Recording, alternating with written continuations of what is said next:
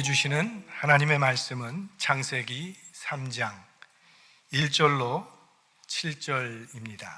여호와 하나님의 지으신 들짐승 중에 뱀이 가장 간교하더라. 뱀이 여자에게 물어 가로되 하나님이 참으로 너희더러 동산 모든 나무의 실과를 먹지 말라 하시더냐.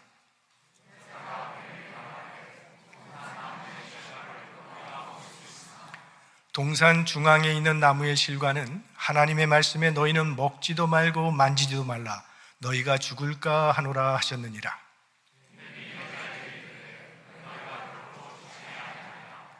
너희가 그것을 먹는 날에는 너희 눈이 밝아 하나님과 같이 되어 선악을 알 줄을 하나님이 아심이니라.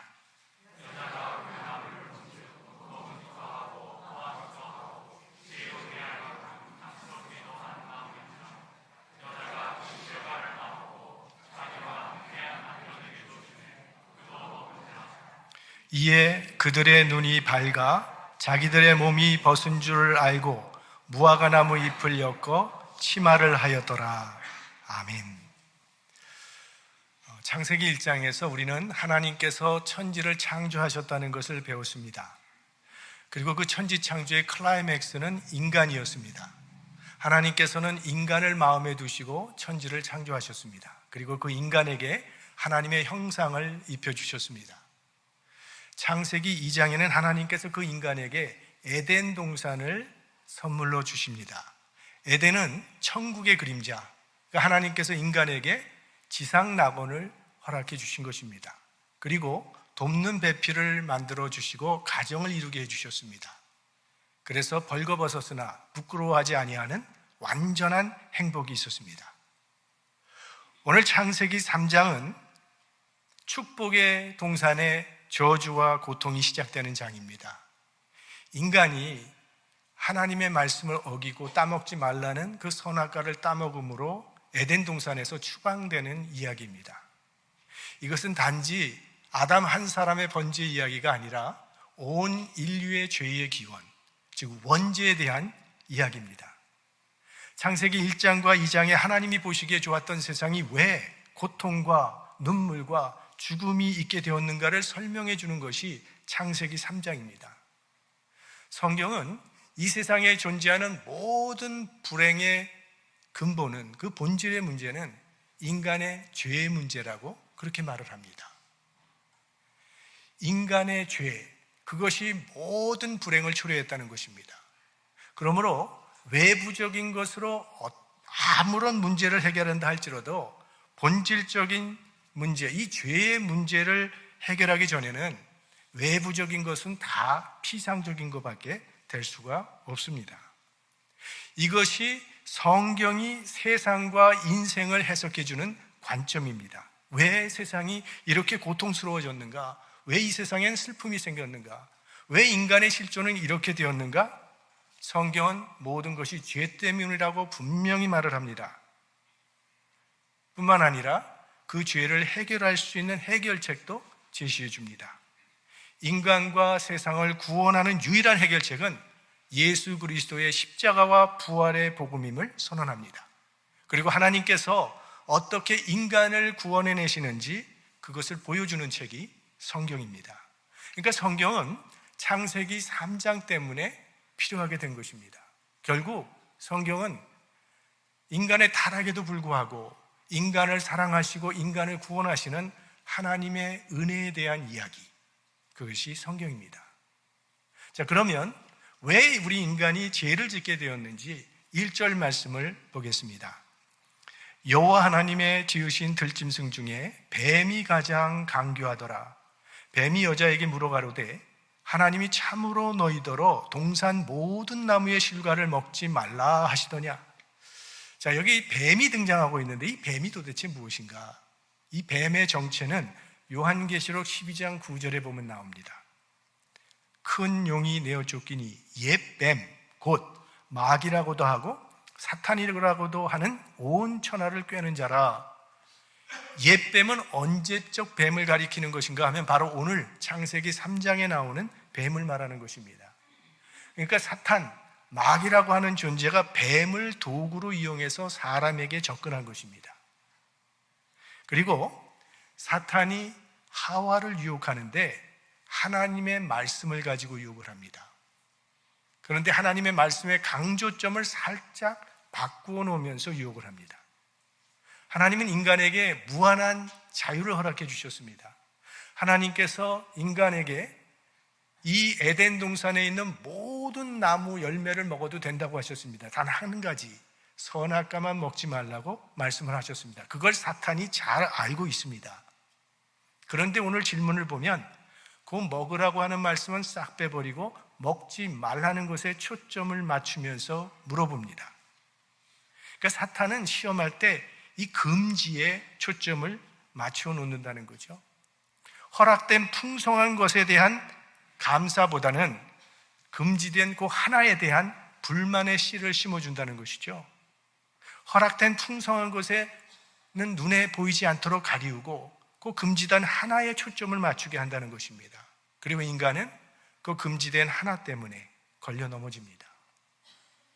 에덴 동산은 지상 낙원입니다. 여기는 부족한 것이 없는 모든 것이 다 풍성한 그런 곳이었는데 그렇게 허락된 모든 것은 다 내버려 두고 금지한 그 한 가지 때문에 걸려 넘어갑니다.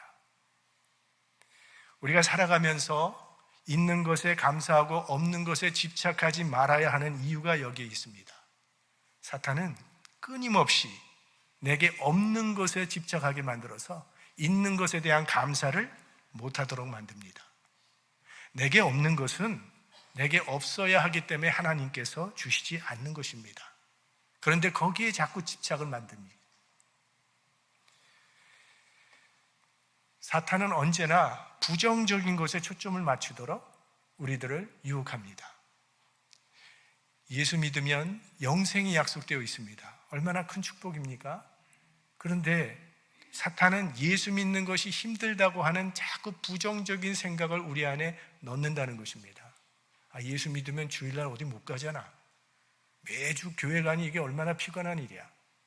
그뿐인가? 또 봉사해야지. 헌금도 내야지. 지금 그대로 사는 것이 훨씬 편하지.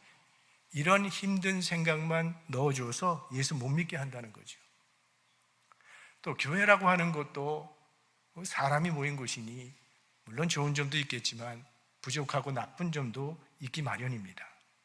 그런데 사탄은 그 좋은 점은 가리우고 부족한 부분만 계속 집착하게 만들어서 불평과 불만이 가득한 신앙생활을 하도록 만들어버린다는 거죠.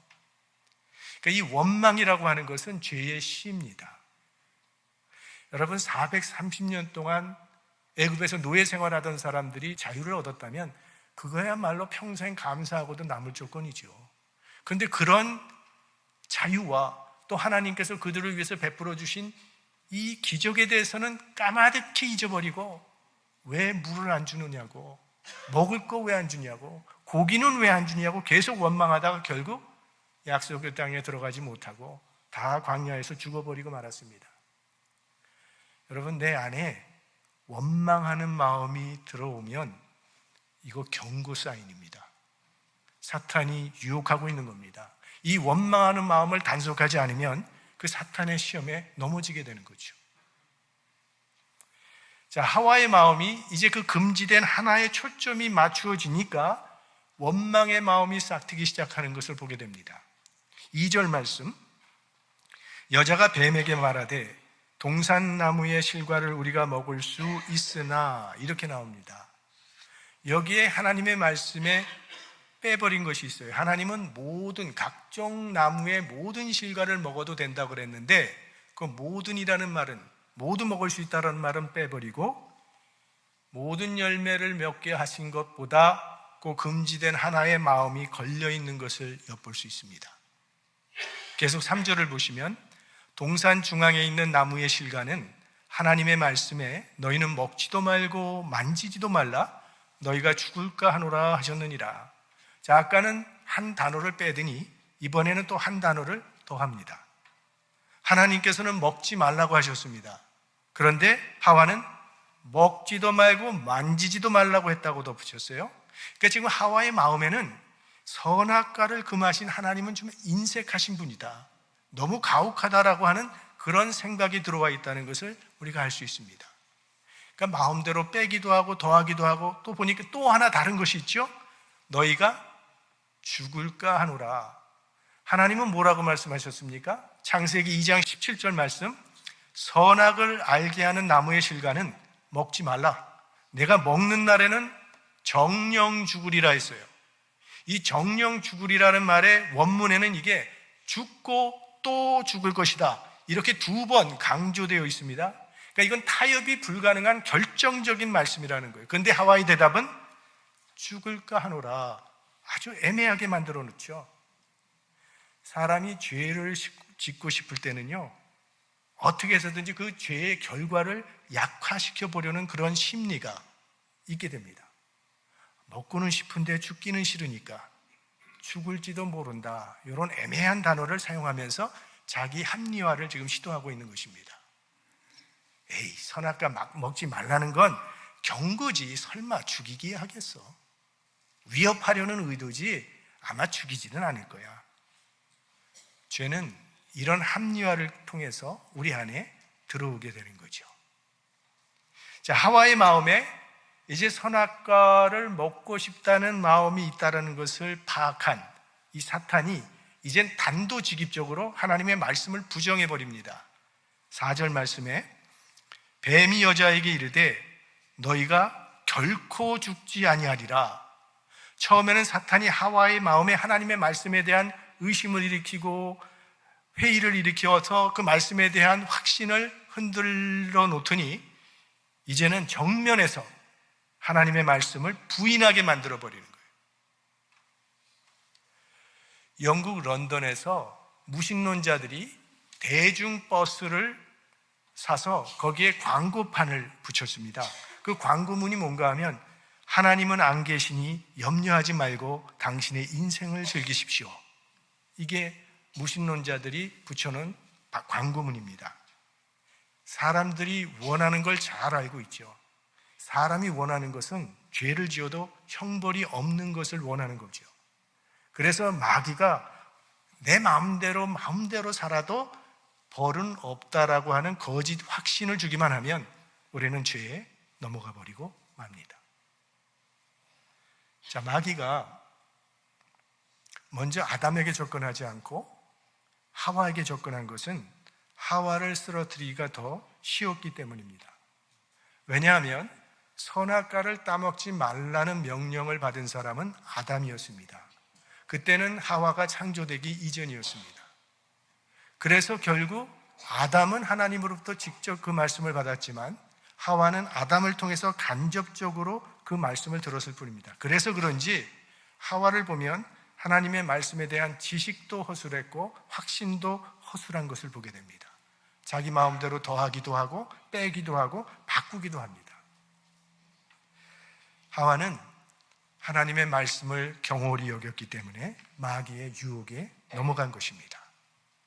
마귀의 가장 큰 유혹은 하나님의 말씀을 믿지 못하게 하는 것입니다. 하나님의 말씀을 믿지 못하면 말씀이 무너지면 모든 게 다 무너져 버리기 때문에. 그런데 이 하와를 유혹했던 사탄은 지금도 우리가 하나님의 말씀을 믿지 못하도록 유혹하고 있다는 것입니다. 하나님의 말씀을 그저 적당히만 믿지 온전히 믿지는 못하도록 유혹하고 있습니다. 축복의 말씀은 믿는데 심판의 말씀은 설마. 내가 하기 쉬운 일은 그대로 받아들이는데 내가 하기 어려운 힘든 말은 이건 안 해도 되겠지. 이렇게 우리를 유혹하고 있습니다. 우린 속지 말아야 됩니다. 하나님의 말씀은 1.1획도 틀림이 없는 진리의 말씀입니다. 이 사탄의 유혹을 이길 수 있는 비결은 하나님의 말씀 붙잡고 그 말씀에 순종하며 사는 것입니다. 우리가 하나님의 말씀을 붙잡고 있는 한은 사탄은 결코 우리를 쓰러뜨릴 수 없습니다. 그래서 사탄은 어떻게 하든지 우리가 하나님의 말씀을 듣지 못하도록 방해를 합니다. 사탄이 하나님의 말씀을 듣지 못하게 방해하는 가장 간단한 방법 중에 하나는 목사와 교인의 관계를 틀어지게 만드는 것입니다. 그러면 하나님의 말씀이 들려오지 않기 때문입니다. 여러분, 평생 실수 안 하는 목회자가 목회하는 교회가 있다면 얼마나 좋겠습니까? 한 교인이 교회에서 신앙생활 하다가 자꾸 실족하게 되고 시험에 드니까 그 유명한 스펄전 목사님을 찾아왔다고 합니다. 목사님, 내가 좀 시험에 들지 않도록 저에게 좀 완전한 교회를 좀 소개해 달라고.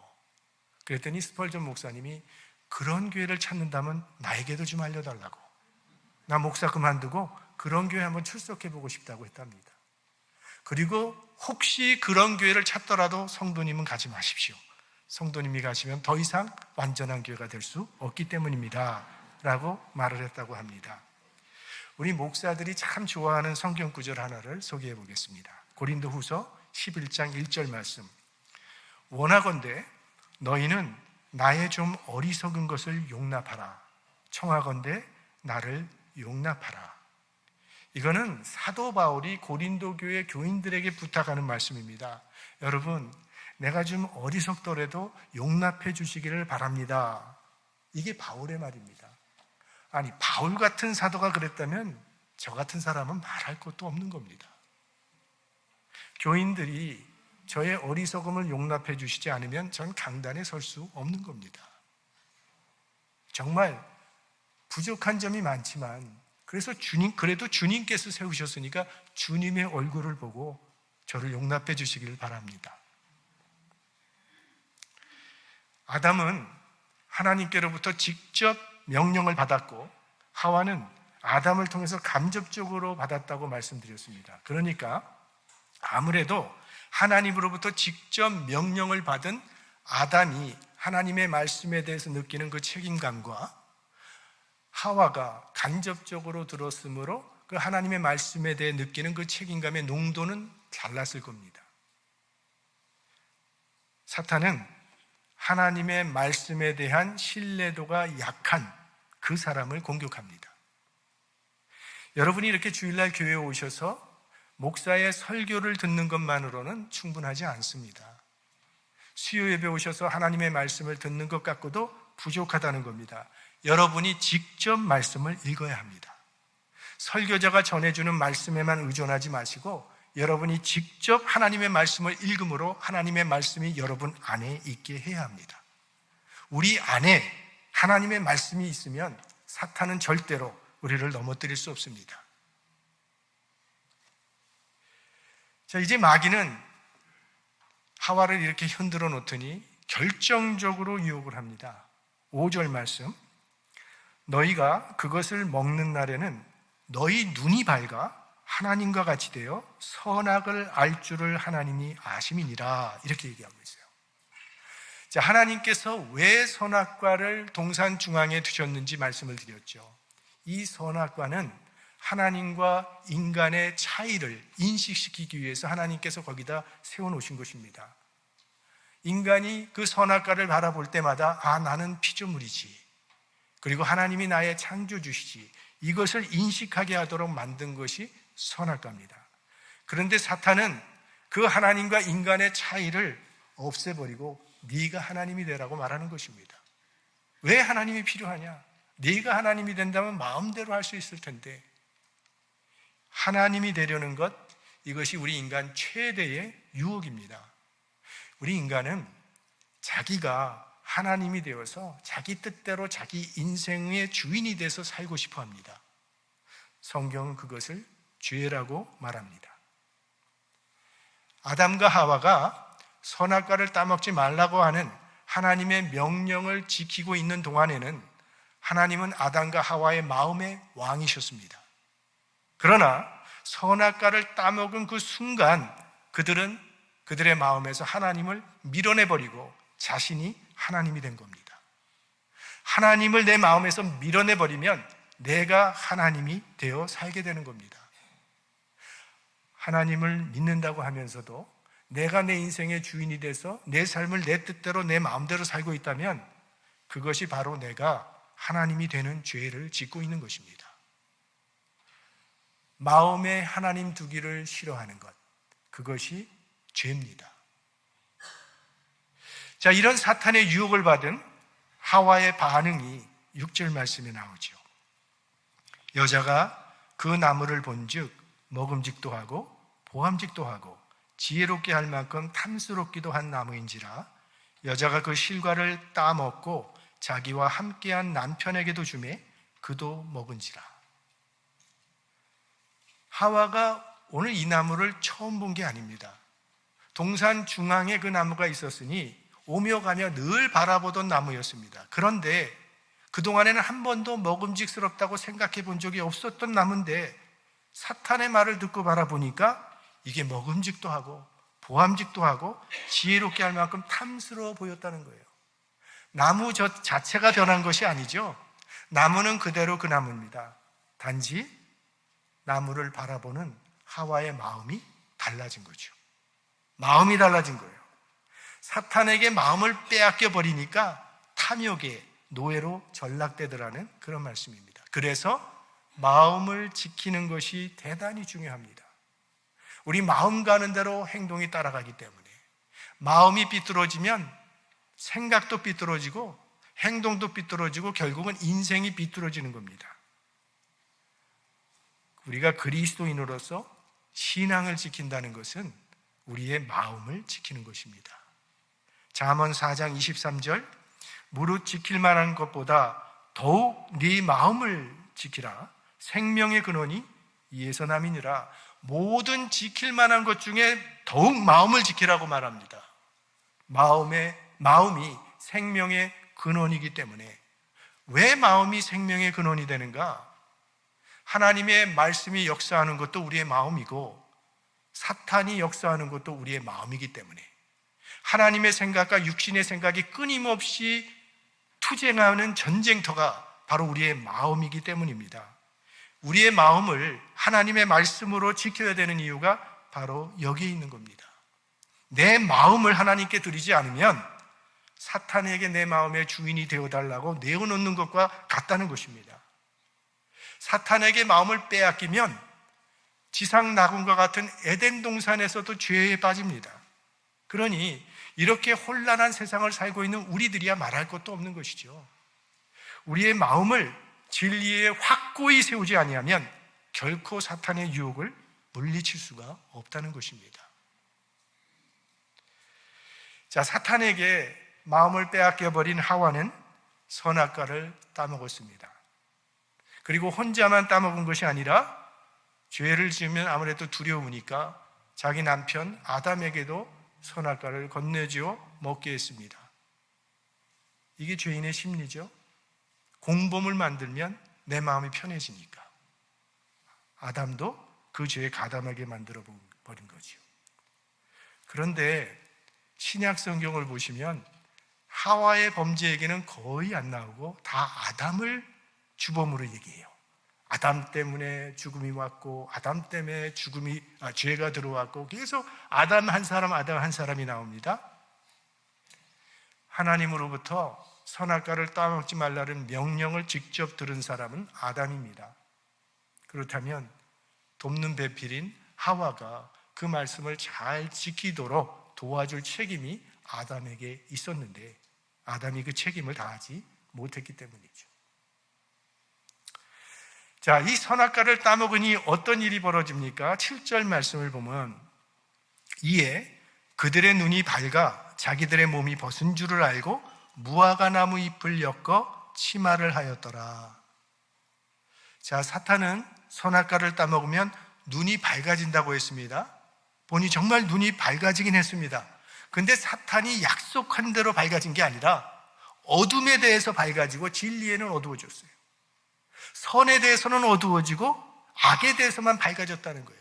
그러니까 죄와 수치심과 추함을 인식하는 눈이 열리게 되었다는 것입니다. 이거 따먹으면 새로운 것을 준다는 그런 약속을 기대하고 따먹어 봤는데 기대했던 것과는 전혀 다른 결과가 나온 것이죠. 사탄이 우리를 유혹할 때 100% 틀린 것으로 유혹한다면 그래도 대적하기가 쉬울 것입니다. 그런데 절반쯤 맞기 때문에 어려운 거죠. 죄에는 쾌락이 있다는 것을 알려주는데 맞거든요. 눈이 밝아지는 것 같고 만족이 있는 것 같은데 지나놓고 보면 후회와 부끄러움과 두려움만 남습니다. 사탄은 거짓의 아비죠. 자, 눈이 밝아져서 이제 자기가 수치스러운 존재라는 것을 깨닫게 되자 무화과 나무 잎을 엿어서 치마를 해 입었다고 했습니다. 하나님으로부터 자기를 가리고 싶었던 거고, 하나밖에 없는 자기 배우자로부터 자기를 가리고 싶었던 것이고, 자기의 모습을 정직하게 내보이고 싶지 않고 가리고 싶었던 것이죠. 그러나 무화과 나무 잎으로 가리는 것은 결코 근본적인 해결책은 될 수 없습니다. 해가 쨍쨍 내리치고 또 바람이 불게 되면 무화과 나무 잎은 시들어버리고 감추어졌던 것이 다 드러나게 되어 있죠. 그것이 지식이든 지위든 명예든 돈이든 관계없이 그냥 형식적으로 거칠애로 가리고 있을 뿐입니다. 이것이 죄 아래 살고 있는 우리 인생의 모습이라는 것입니다. 이 죄의 문제는 하나님과의 관계 속에서만 해결이 가능한 것입니다. 내가 아무리 가리려고 해도 가리워지는 게 아니에요. 하나님께서 우리를 가리워 주셔야 진짜 가리워지는 것이고, 그래야 내면의 회복과 치유가 일어나게 되는 것입니다. 하나님께서 입혀주시는 그 가죽 옷, 예수 그리스도의 의의 옷을 입어야만 해결되는 것이 바로 죄의 문제입니다. 베드로전서 1장 18절 19절 말씀, 너희가 알거니와 너희 조상의 유전한 망령된 행실에서 구속된 것은 은이나 금같이 없어질 것으로 한 것이 아니요 오직 흠없고 점 없는 어린 양 같은 그리스도의 보배로운 피로 한 것이니라. 예수 그리스도의 보혈의 피, 이것이 우리를 구원하는 능력이 됨을 믿습니다. 그것이 성경이 우리에게 가르쳐주는 교훈입니다.